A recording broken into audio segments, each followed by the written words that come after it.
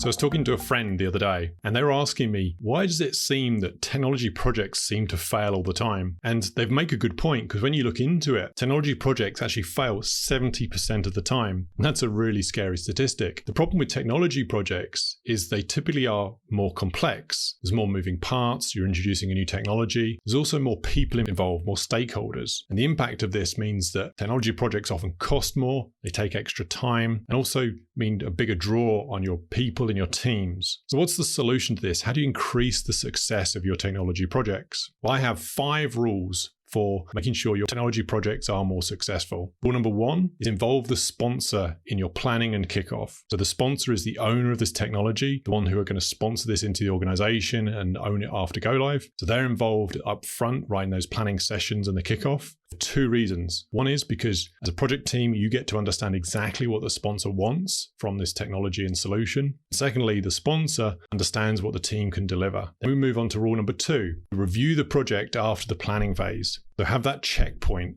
after the initial planning to see if the project is still feasible, still living up to expectations that you set with the sponsor at the beginning. Because maybe things change, maybe there's an extra scope or extra budget that you didn't foresee. And you can either do a project reset, or you may have to cancel the project completely. Either way, you do that checkpoint after planning phase. Then you move on to point number 3, where you plan the project and the schedule with the project team. You make sure you have the input from the project team, because you have a team of experts. You cannot plan the project in isolation. With your expert team, you can come up with a really solid schedule. And this might take a few hours or even half a day to really plan out the schedule for the project, but it's well worth it. Rule number 4 is that you have to communicate.